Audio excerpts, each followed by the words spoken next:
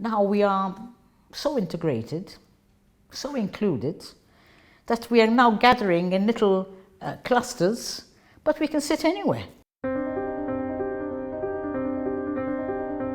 In the 70s and the 80s, yes, of course, it was much more difficult because we were all still coming out and we were all still thinking, oh, well, do we have the right to be who we are? And I remember when JJ Mifsud Bonnici told me li biex tkun gay għażla. I was mostly dominated by a Catholic environment. I was part of the altar boys. There was so much fear and everything was so hush-hush. For me, becoming a fully actualized gay person would become a monster. A lot of the parties were illegal back then. Yes, yes. In fact, the police used to raid them. We would be verbally abused. In those days, you couldn't go to the police or anything like that. Probably you'd be the one who gets locked up and not them. Sometimes even physically. People were throwing stones, literally like throwing stones at us. It was at the time that Putin was arresting gay people. In fact, I think some of the pioneers were the drag queens, the female impersonators. I mean, they really had to put up with a lot of shit. They kept reiterating the teaching of the Catholic Church without having any empathy whatsoever. It was a moment when, it couldn't be ignored anymore. I do believe that there is the need of change, and I want also to be an agency for that change. I was never really interested in getting married as well. We're like, that's something for straight couples, Am I ever going to get the chance to pop the question to somebody I love?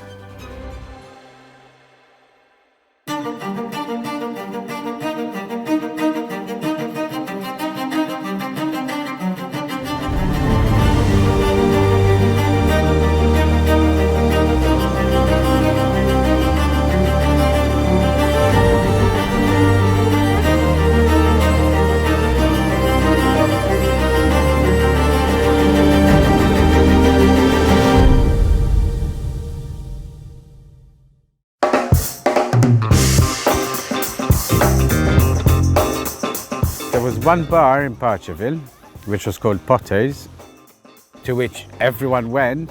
But then there was all these kind of strange places that very few people knew about.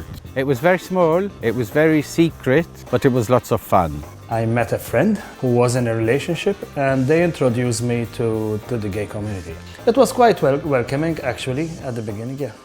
We had a tendency to meet up in clusters in hidden places, and we had some lovely places all over the island where we used to meet and have fun. A lot of the parties were illegal back then. Yes. People used to call each other up, okay, tonight there's this party on this spot or that spot, and people were a bit, I think, so excited and also almost wild about the whole thing, that it was costumes and it was makeup and whatever, anything goes really. Transvestites, gay men, lesbians, and then kind of random people like, taxi drivers, bus drivers, sailors. Polishing off half bottles of whiskey and talking and listening to 70s music. It's like, oh wow, I'm not the only one. Everything was exciting and people were organizing parties. Expect anything. A fight between a drag queen's boyfriend who's probably like a married man with 6 children somewhere. And it was fantastic. Our generation was so instrumental to the cause, but the generation before us had already started, got the ball rolling.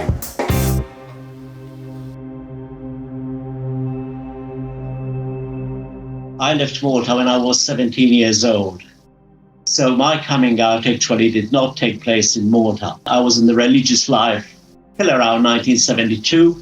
And then towards the end of 72, I actually joined the gay movement. When I actually came out, like a lot of women my age who did come out then, it was very difficult because it was still taboo. Obviously, people are always afraid of something that they don't know about. I think there was so much fear of being stigmatized and everything. You are in your own bubble all the time. Because we didn't want to draw any unnecessary attention, but that comes from fear. In the 1970s, we did not think locally. We thought globally. A lot of people emigrated to various other countries that were more open and had a much bigger gay life. Places like London. My God, London at those days in the 80s, it was a wonderful gay mecca. Completely different ball game, because in London, you know, you had gay clubs and you had gay bars, and you know, you could be gay, you know, there you could be gay, no problem. Nightclubs going on, heaven under the arches, you know, especially, and there was trade. I mean, my God, that was a fantastic time of my life. I'm not saying that there weren't any problems, because in all honesty, if I had to compare, today I can say that Malta was much more permissive, because I experienced much more discrimination in London than I did in Malta, believe it or not. Children who need to be taught to respect traditional moral values are being taught that they have an inalienable right to be gay. I just come back from London, and it, you know, I mean, London was, you know, like AIDS, and you know, I mean, people dying. The AIDS pandemic had started abroad, you know, and it was like Hollywood stars are, you know, being infected, and there was a whole thing about the gay community. The very sad thing about it, there was not much information available at the time. There was a huge amount of fear. We all lost friends, and you know, even here, you know, people were beginning to pass away. Started immediately after I came out, because actually these two friends, they organized a birthday party for me, and on that particular day one of the guys from their group died of AIDS. At the time there was a lot of fear, a lot of confusion. Everybody thought that if you touch against a gay man, that's it, you're done for, you're going to die. And it is a nasty, nasty death. One of my best friends, then while I moved to Malta, then 2 years later I heard he passed away. A few weeks later there was another one, and a few weeks later there was another one. People were blaming gay people for the disease, which wasn't the case. That resulted in a huge amount of deaths. Most of it was hidden, because nobody wanted to show that my cousin had AIDS, my son's got AIDS, you know, my brother's got AIDS. Being a Roman Catholic island, it was also very difficult. So then this, to top it all, came sort of an extra and more difficult to come out for certain people. It was a harsh reality. It was actually one of the first warnings that these friends told me, how to be careful, how to be safe. There was a chemist on Republic Street who refused to sell condoms. There are people dying. How can you? We would be verbally abused, sometimes even physically.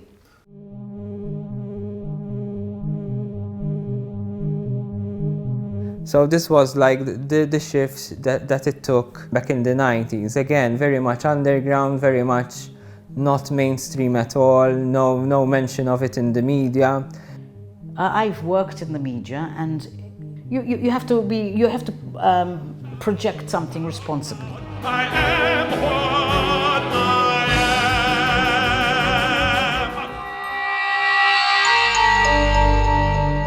am. Especially when you're talking about gay people, lesbians, you know, trans. My first memory, I was very, very young, so it must have been the 90s. And there was a feature before prime time, and there was Inti smajt bija l-kelma pufta. Something was not right. I was feeling like this internal dialogue inside of me. I had been approached either by Lou Bondi or somebody else to take part in this program, and that was Piazza Tlita. You know, I was quite surprised at the direction of the program. I mean, I knew it was very good in Malta, but it was covering a lot of areas that we had dealt with in Australia.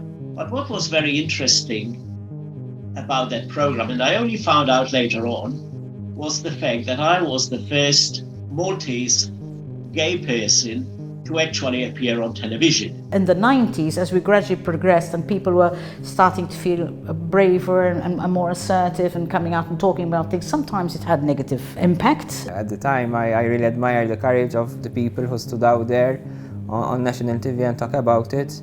At the same time as the day after going to school, and you hear all this ridicule about people who were putting out their neck out there and making a statement of who they are. So you can very, very easily influence people who have no idea about the subject. I remember Pepe calling me inviting me over to the studios to tell me what it's about. The conversation was not being gay in Malta. The conversation should have been cohabitation law.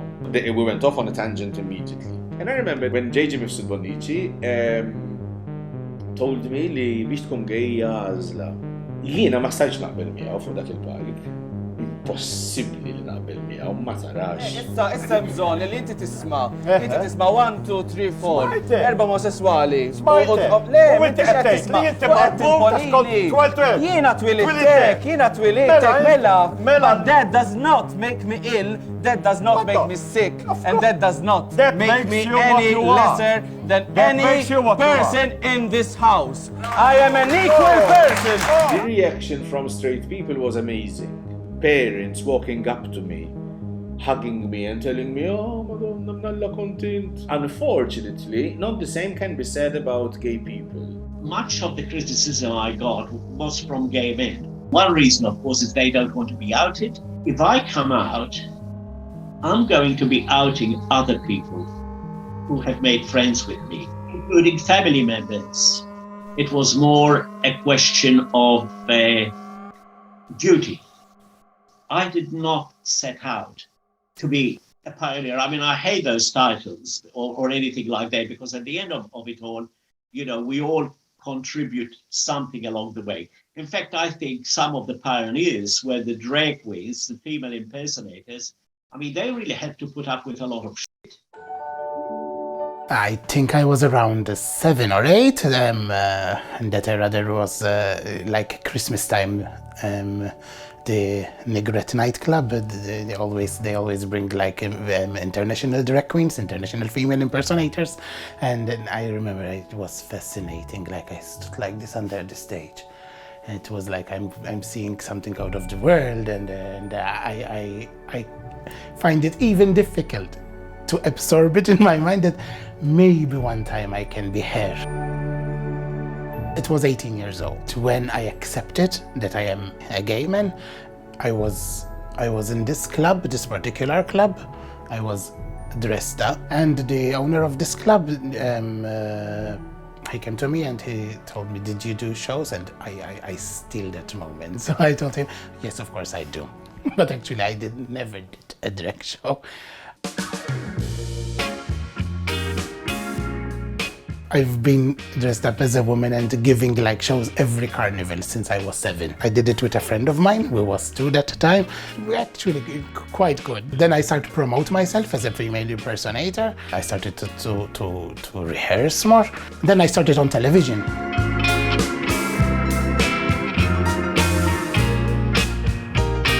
Drag, back in the days, it was just a night out, having fun. We take clothes, you know, some of the time we weren't even prepared. We just go backstage, dress up, do a bit of makeup. It doesn't matter how you look. You can look ugly, you can look whatever. And you just go out, put a song and do a show. So it was just pure, you know, fun, nothing else. Yeah, clubs didn't cater for you or whatever, so it was like, okay, let's do our own. It wasn't people who were kind of artists. It was just a group of friends who would decide, you know, oh, on Saturday I'm doing a show. I remember there was the Miss Natasha's competition, and everybody told me, "You're so tall, you should enter this competition." So they made me a dress, and that's it. I was, you know, I was free. There was cruising areas, so there was the gardens in Gżira, and then there was a spot in front of the Phoenicia Hotel, which was called Taħt Lajkla. And that was where the trans used to go. And it was like, you know, I mean, probably £2 a block or something like that. There was the first World Pride in 2000 or 2001 in Rome, and they were featuring it on TV. Very effeminate man, over the top, dressing all in pink and shiny and glimmery. Having my family, as we watched TV together, making fun of these characters. So for me, becoming gay, a fully actualized gay person would become a monster. So yes, there was a lot of feeling of depression. I remember I used to journal my feelings in the evening. And every day I used to say, I don't want to live anymore. So 2004, then there was the first gay pride in Malta. Madwar mitruħ ħadu sem fl-ewwel Pride March tal-Moviment Gay f'Malta. Il-marċ li ħa il-forma ta' mixja tul triq ir-Repubblika fil-Belt kien organizzat mill-Malta Gay Rights Movement. This is where the MGRM held its first Pride March in 2004. So we were, I think, around 50 to 75 people. We had this arc of colored balloons, rainbow-colored balloons, that were sort of the main feature. I didn't want to be part of the crowd. I stayed at a distance because my family still didn't know about me, and I just watched. There were, you know, activists at the time who weren't even out, who wouldn't have come to the event, who would just have perhaps lined the streets, you know. But at least there was this feeling of saying, I'm not alone. There are others like me. MGRM was founded in 2001. The movement itself was still relatively new. I think the Pride Month sent a clear signal to the government that the gay movement was beginning to show its strength. I was mostly dominated by a Catholic environment. I was part of the Abbatini, the Altar Boys, Youth Center. So my exposure as a kid, feeling this internal conflict, but then again trying to feel like I can belong somewhere. The only kind of group that I could feel that I could belong somehow was, back then in my junior college years, the fellowship, the youth fellowship. And that was my first exposure of them preaching about conversion therapy. I was very much concerned about this because I know of the experience of a person close to me who had to go through this reparative therapy, and he told me the details of what he went through. So they were very much saying, listen, you are very much accepted here, whatever you are, whoever you are, but if you have these attractions towards other men or you have some sex attractions, then we can pray on you, we can change these feelings. And then they used to also invite ex-gay people to talk about their testimony. There's nothing they can do about it. It's the way they are, and you have to accept that. And no amount of doctors and priests and all that is going to change that. It's only going to traumatize them more. Preaching going on that you will end up in hell, that if you keep on practicing your homosexuality. Now, I'm looking at the Affirmation of Sexual Orientation, Gender Identity and Gender Expression Act. It says it shall be unlawful for a professional to offer and perform conversion practices. And then there's the definition of professional. And it basically says a person who is in possession of an official qualification and or warrant to practice as counselor, educator, family therapist, medical practitioner, nurse, pathologist, psychiatrist, psychologist, psychotherapist, social worker, and or youth worker. What about priests?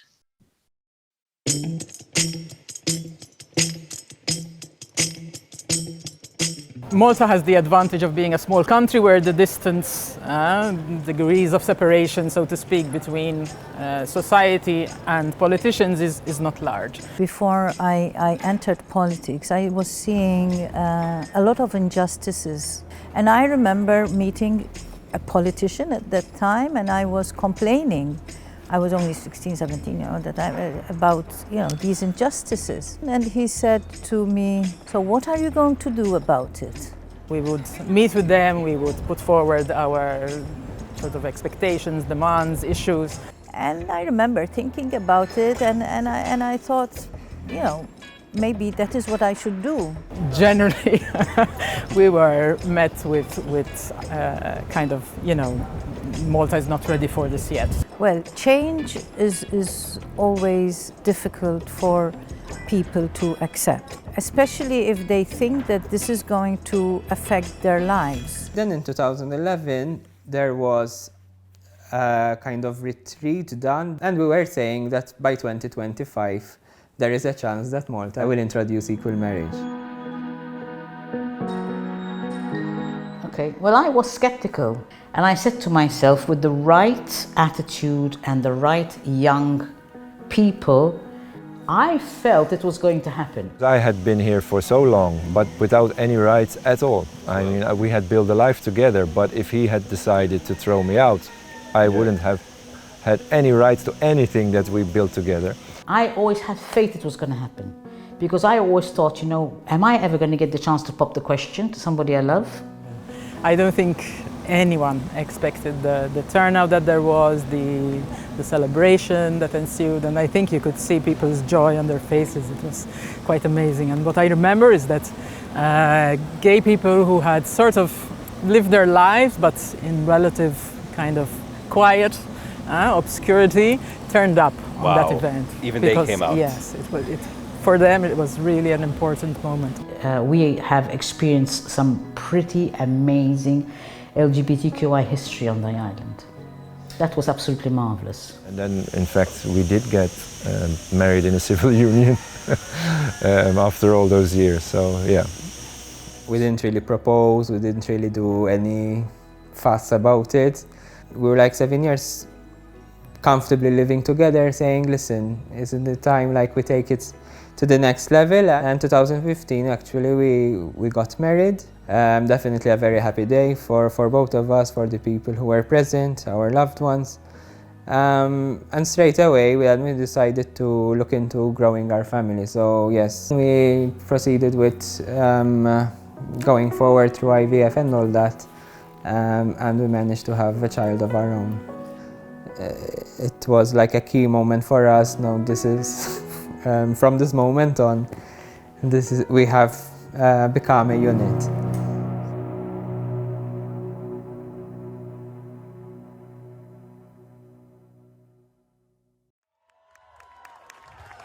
Hello, hi everyone, welcome to #YouAreIncluded, the Malta Pride concert.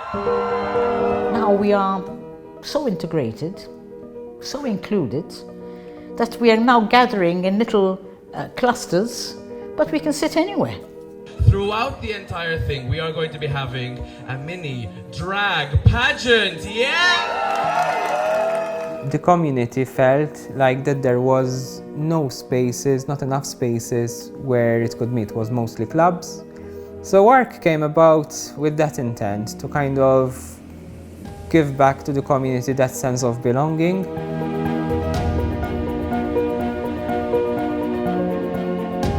Our winner tonight is...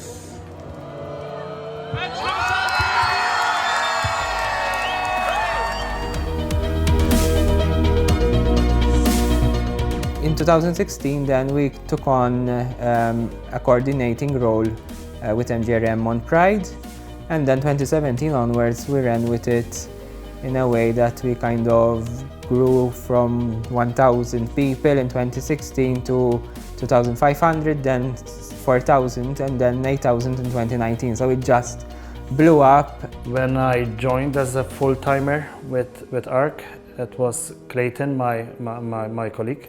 He said it was his vision as well as when he was appointed as the president of the organization, was to apply and bid for EuroPride. It wasn't just you submit a document and they approve or not. You have to go through a bidding process. There is a competitive process as well, and we were competing with Belfast and Rotterdam. We start backwards from third, Rotterdam Pride, second, Belfast Pride, and we congratulate Malta. So that was my first job. I compiled the bid with a lot of help of even my husband and friends, and we won it. It's here.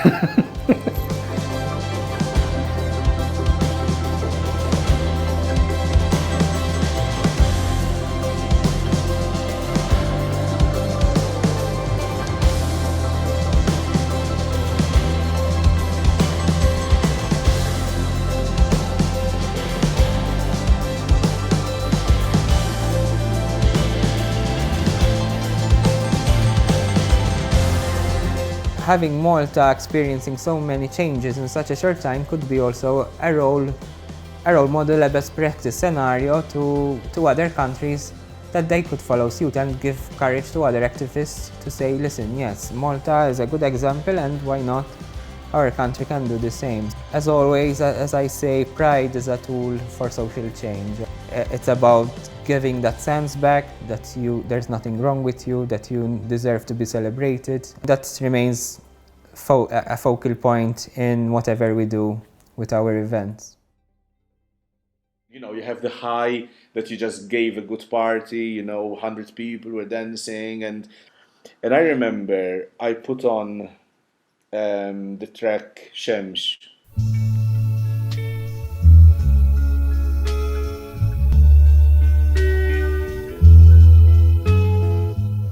Because I always have like a closing track. And as we're sailing in, there was a Russian guy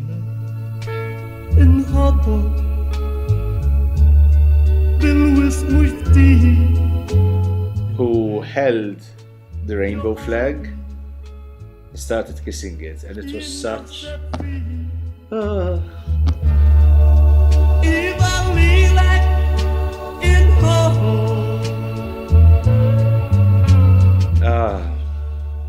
it was such a beautiful moment. That is what I live for, those moments. Those are the moments that I live for.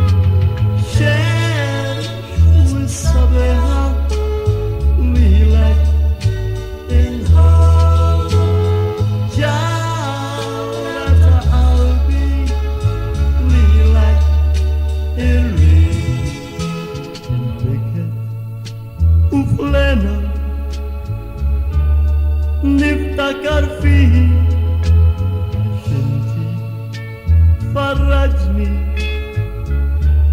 نستبر بيه